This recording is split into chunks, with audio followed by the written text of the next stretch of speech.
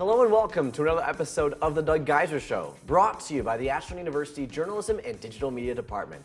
I'm Kate Krakis, and as usual, I'm joined by the head coach of the Eagle football team, head coach Doug Geiser. Coach, this past weekend, you guys took on McKendree in the America's Crossroad Bowl game, defeating them 23-20. Talk a little bit about that nail-biting performance. It was a tremendous performance. We had a chance, first and foremost, to get to 9 wins. And an Ashland team has only won 9+ wins in a year 13 times in 103 years. So as we were prepping for the game, we talked about leaving a legacy for 2023. I'm probably most proud of that. The other thing we talked about too is that's 13 out of 103. We had a chance to be one of one on 2 different situations. One was first bowl win in school history, first bowl game, then also the first bowl win in GMAC history in that game. So it's very, very powerful to be one of one, and I'm very proud of the guys for that performance. And obviously so much at stake in that contest. For you guys, preparation-wise, you guys had about 3 weeks to get ready for it. What did that look like for you and the team?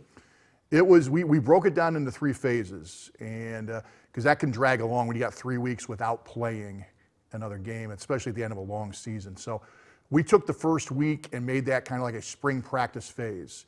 We cut down practice to an hour, went only in helmets, didn't bang at all, and we worked on teaching, reteaching, fundamentals, techniques, and really getting yourself a body of break more than anything else. Second week was kind of base McKendree prep. So we went kind of a normal time, an hour and a half, cut back a little bit for the end of the year, and just looked at their base stuff to kind of introduce the guys to that. And then they got 6 days off for Thanksgiving.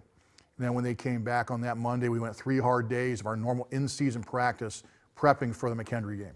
And ahead of that McKendree contest, we talked about a little bit together about a couple players you wanted to see step up, one of which being Jen Joseph heading into his senior year next year. Well, he had a phenomenal performance, over 140 yards and a touchdown. Talk a little bit about his performance and his play that really helped lead you guys offensively. Jen's had a tremendous year for us, and it was capped off by the bowl game. The one thing that I was hoping to see from him is he was kind of our very, very solid number 2 for us this past year. Did he have what it takes to be that number 1 for 2024? I think he stated a very strong case for that. He's got a great relationship with Trevor Bazinski. I would also probably recognize Trevor. He did a great job growing through the season, growing into that role, being the starting quarterback. I think the last 3 weeks he's starting to make the team his own. And the one thing I want to see is, okay, he can help us win a game. Can he win the game for us when we need him to?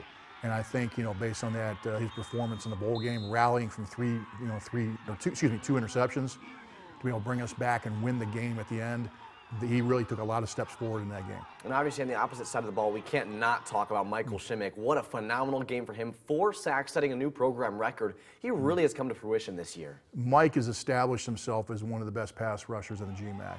And had a great jumping off point. He's now left a legacy. Not many people can say they're a record holder in a program that's been around for over 100 years, and he can say that. He has really stepped forward, and I'm looking for great things next year. When you take a look at some of the underclassmen that were given opportunities to play in that contest, a lot played pivotal roles in pulling off the victory. Were there any specifically that stood out to you? I thought we started some young guys on the offensive line, and we like our freshman group of offensive linemen.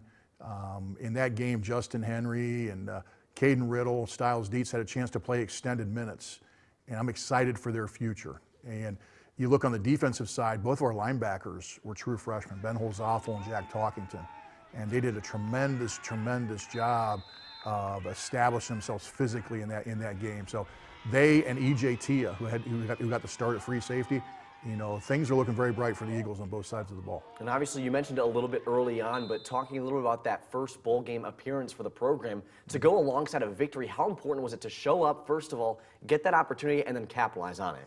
It was tremendous. It was tremendous. It was another hurdle in front of this year's team. And we set the goals. The guys worked their tails off to achieve the goal, and we were able to get paid at the end with the bowl victory. And I would just say this here. I've already told the people associated with the bowl, Megan Gooden with South Shore Convention and Visit Authority, and then the GMAC staff, Tom Dager and his staff, and the GLVC staff. It was a tremendous event. Our guys loved being a part of it. There was some community service involved as well. McKendree was a worthy opponent, and it's a very, very first-class event, and we were very, very proud to be a part of that. And obviously another big first for you guys and the conference as a whole was the GMAC being able to pull off this bowl victory, because prior to that, the 3 other times it was the GLVC's Truman State who came out on top. For you, how important is that to put the GMAC in a very high light like that? You know what? I think it's great for the conference. You know, it's a very good conference, and Tom Dager's done a great job of establishing, different traditions and establishing excellence in this conference.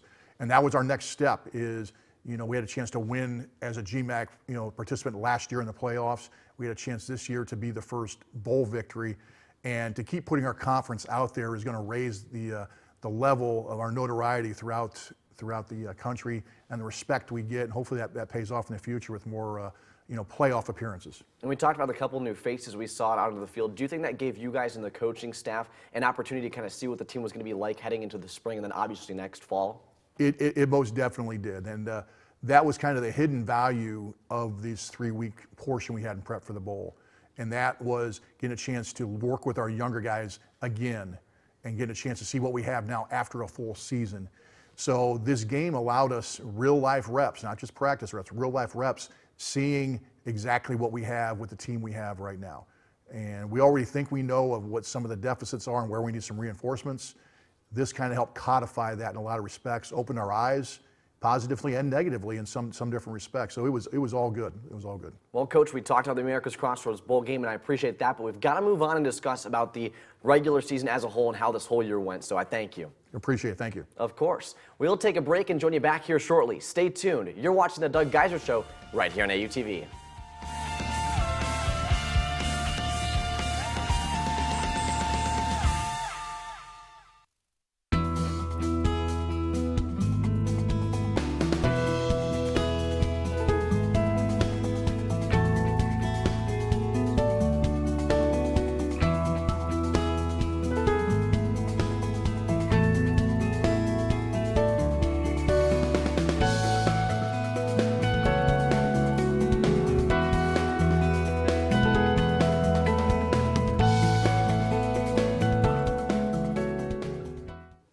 Welcome back to the Doug Geiser Show. I'm currently joined by head coach Doug Geiser. Coach, to hop straight into things, how do you think this season went as a whole in your first year at the helm of the Eagles?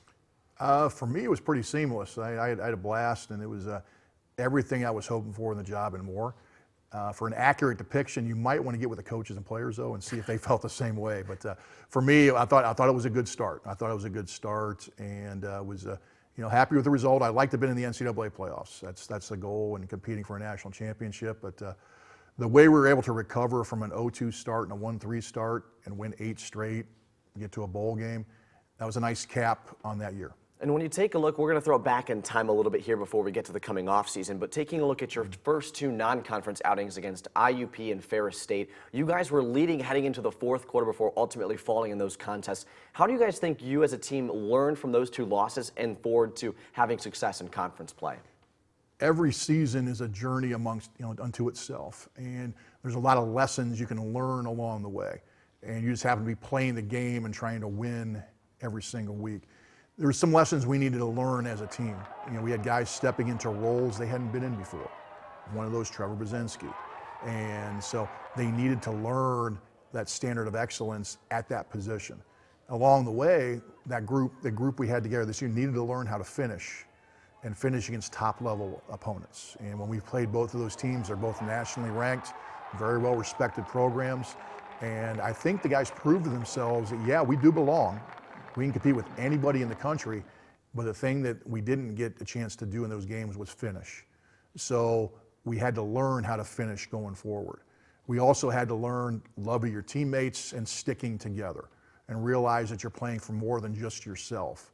And so building that trust and doing those things, there was 2 big lessons I thought we learned as a unit, and I'm really proud of our leaders, our seniors, our returning players, returning starters. I challenged them after the Ferris game, we're 0-2. And I challenged them and said, hey, we need to stick together. And it's the same message I was preaching to the team. We need to stick together. If we stick together, we still have a chance to accomplish all of our goals. If we splinter, we have no shot. And the culture's been good. I mean, established, by Coach Owens and even before him. We've got good guys. They understood that, and it's hard. It's really a blow to the ego. It's a blow to the self-esteem when you work that hard in an off season and start out 0-2. And so they believed, they drank the Kool-Aid, so to speak, and they just kept working, put their head down, they just kept working.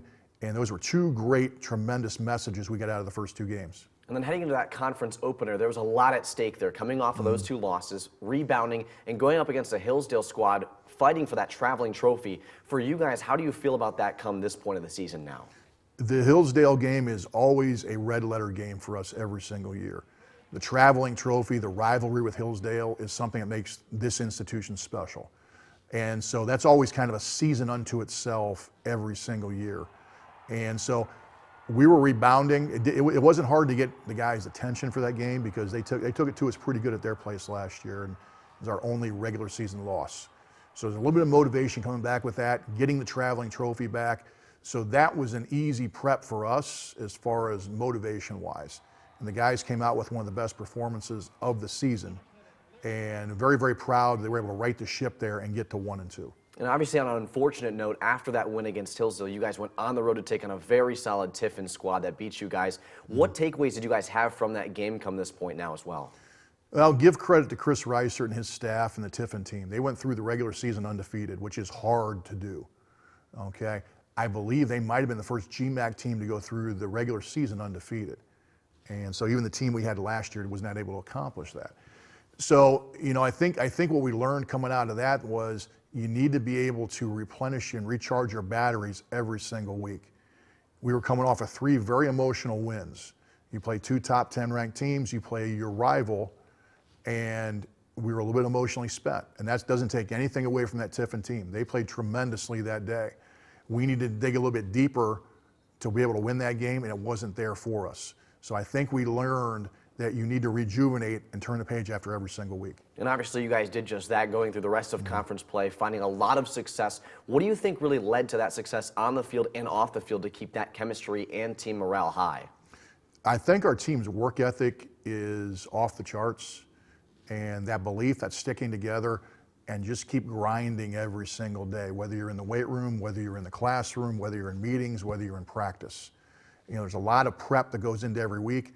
And in a lot of respects, the season becomes almost like Groundhog Day, movie-wise. You know, it's going to be the same thing over and over and over by day, by week, and you got to have the stamina to be able to do that. I think the other thing we did as well, which kind of helped, is we, rather than looking at it as an 11-game season, you break the season down into 4 quarters. It just seems natural. We play in 4 quarters in a game. And so that first quarter for us was the out of season, the IUP and Ferris games. And then we looked at second quarter as that hard 3-game jaunt against Hillsdale, ODU, and Tiffin. And that's a barn burner coming right out of the chute. And then you look at the next 3 games that are at home, or excuse me, you look at the next 2 games, which is Walsh and Northwood, and then you go the 3 games at home and finish in the season. So it's kind of, we looked at it in those, and by breaking the season up into those quarters, it kind of helped keep the guys focused too. So you're not looking far in the future. I'm looking right now in the present. I'm not worried about what happened before. I'm looking at what we can control right now. And I know we've joked off camera quite a bit, you know, what do you think about the schedule going forward? Well, I only see the next game. And that wasn't just coach speak, that was actually what we preach with our program.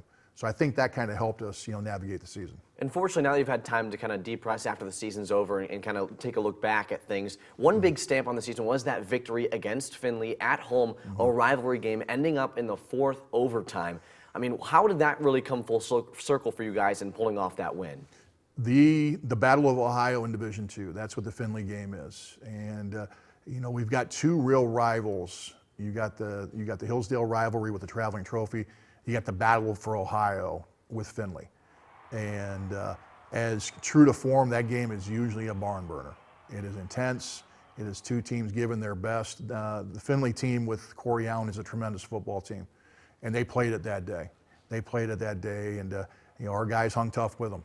They hung tough with them, and that game afterwards, when I'm talking to the team on the field after we rang the victory bell, I drew the comparison. I said, hey, telescope back to the first 2 games of the year, IUP and Ferris. We're ahead of both of those teams in the 4th quarter, but we didn't finish.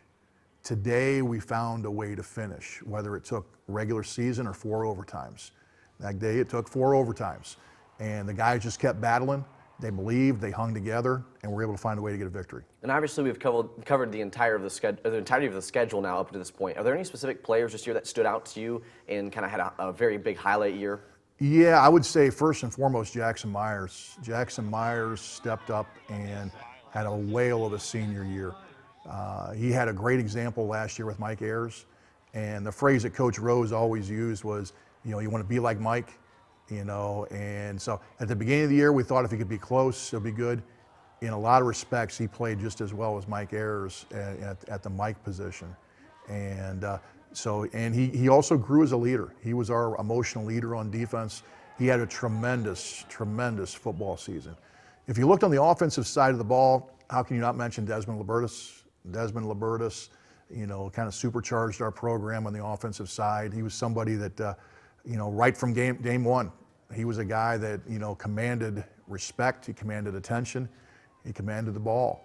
And he was really a godsend for us, coming in as a graduate transfer. And he really, in a big part of it, he really helped the maturity and the gaining of experience with Trevor Brzezinski.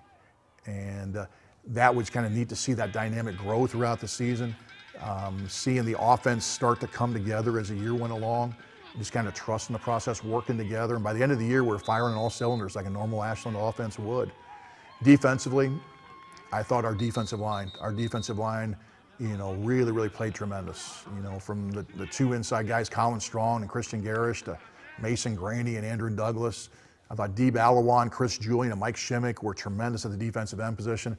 They gave pressure to the opposing offense every single week and set the tone, and it really helped us in the secondary. And outside of the players, who on the coaching staff specifically this year stood out to you?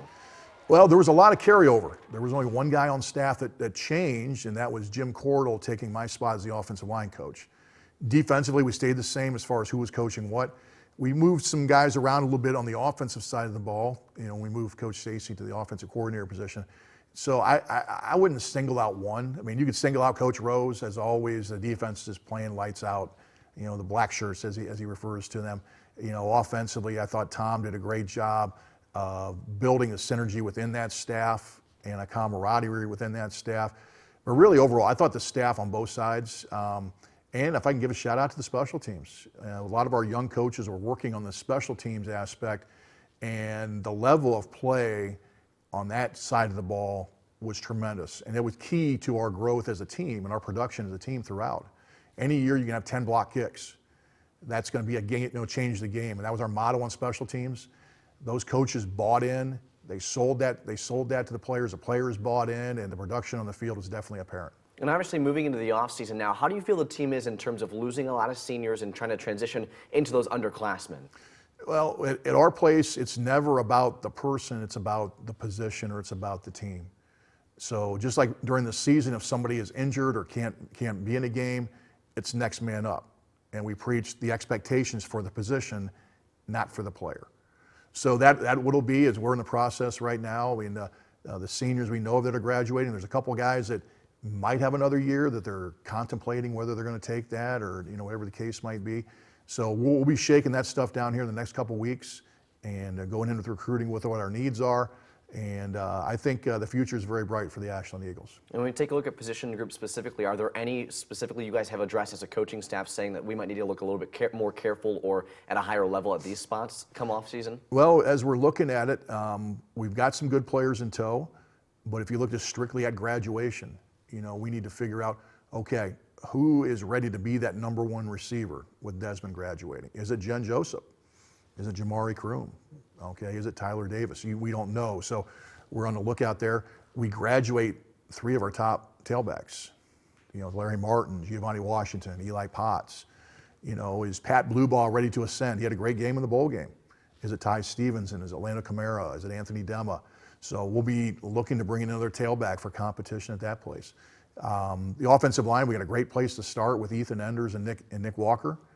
Who's going to jump into those other positions? Could it be some of the young guys that played? Could it be a Hunter Kaleo?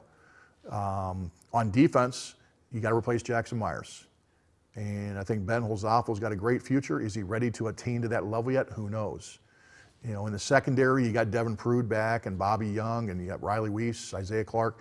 So we got some guys coming back that played a lot of football for us, but we're always looking to supplement and bring in competition. As we tell the guys, we look to recruit past every single class every year. So that's going to be our goal again this year. And lastly, you guys have been go, go, go all season. It feels like having so many different contests each week. And obviously the bowl game threw a wrench in some of the preparations for the offseason. When you take a look at December, then moving into January and February and so on and so forth, what's the schedule looking like for you and the team?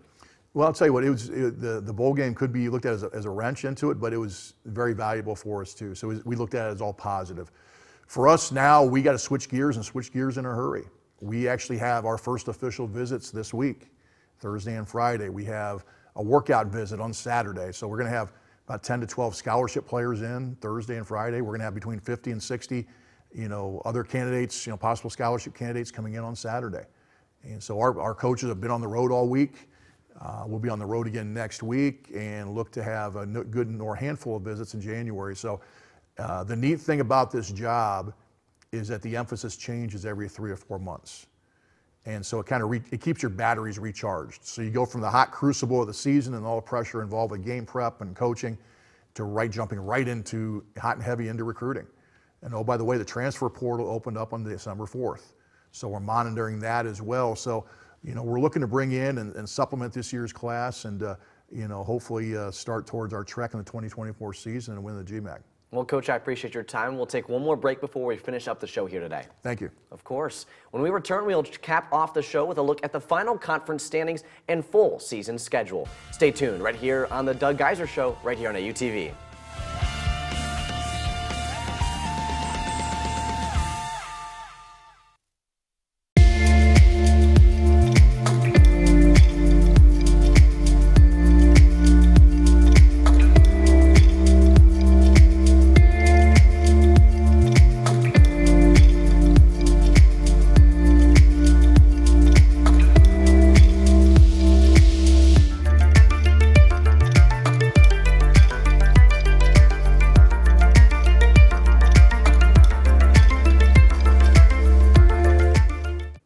Welcome back to the Doug Geiser Show, right here on AUTV.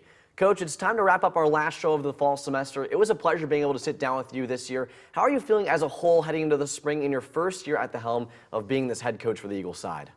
I'm excited. I'm excited for the future. And as you know, I'm kind of a glass half full guy anyway. I'm always going to look for the good in something. And, as I look forward to it now, we get a chance to supplement our team with some great young recruits, some future Eagles. We got a chance to go through a heavy weightlifting cycle where the guys get a chance to change their bodies and start growing into who they're going to become for next year. So those things excite me. And we get into the spring and we get a chance to get 15 opportunities to hone our skills, and guys can start really, really challenging to move up or down the depth chart. So those are the things that are consuming my thoughts right now. And now give me a little recap on the season. How do you feel the team performed, and how content are you with that final record you guys have displayed? Well, our goals every single year, and they're displayed in our locker room. The first thing we want to do is defend Martinelli Field, and we did that in all but one game. We got tripped up by Ferris State. I think we want to win the conference. We didn't attain that goal. We didn't do that. We want to be that top-ranked Division II team in Ohio. We were not that this year. So there were some things that, as good as the season went, and winning 9 out of 12 is a good start. There are still some things out there that we can attain. So we're going to be happy right now with the result and the way we rebounded in the season. We are not content, and we want to get back and become the conference champions and hopefully get into that tournament next year. And obviously Tiffin finished in first place in the conference standings. You guys finished second, and Finley coming in third. How do you think it really shook out this year? And taking a look at next year, do you think it'll be a similar storyline with you guys at the top of the standings? I think it'll be a dogfight, and I think you're going to see some of the teams that were, down a little bit lower will start to assert themselves and raise. I mean, I can see a Thomas More raising their profile. If you were aware, actually Finley tied for third with Hillsdale. So Hillsdale rebounded out of our game. They're going to have a new coach next year. Coach Schreffler is going to do a great job. He's a Hillsdale guy, and I firmly think that he'll continue that legacy that Coach Otterbein has carried on for the last number of years. And you look at some of those other teams. ODU, I see rebounding. They are a very, very proud tradition. You see Walsh improving, with the quarterback they had, and Lake Erie was very, very dangerous. So top to bottom, and shoot, I even forgot Northwood. I didn't mean to slight them at all. Northwood had a great rebounding season, and so it's going to be a dogfight. And I think some of the competition you saw this year, you're going to see a lot of the same next year, and be curious to see how it shakes out. Well, Coach Geiser, I appreciate your time here today and throughout the entirety of this semester. Do you have any final thoughts for the audience out there? Well, first and foremost, happy holidays, Merry Christmas and a Happy New Year. I know it's coming up here in 3 weeks or so, but it's heartfelt from the Ashland Eagle program to our audience. I wanted to thank you, Cade, and your crew here, and John Scrata as well. I mean, you guys do a tremendous job of promoting our football program and being able to get us out there for our fans and the recruits and the alumni. And we're very blessed to have you with us. Well, Coach, thanks again. Thank you. That was today's episode of the Doug Geiser Show, and the final one for the 2023 fall semester. With the Eagles taking down the McKendree Bearcats on the road in Hammond, Indiana, 23-20, they finished the 2023 campaign with a 9-3 overall record. The team next looks to finish and shift gears in preparation for the spring season. I'm Cade Krakus, and thank you so much for tuning in to the Doug Geiser Show all season long, right here on AUTV.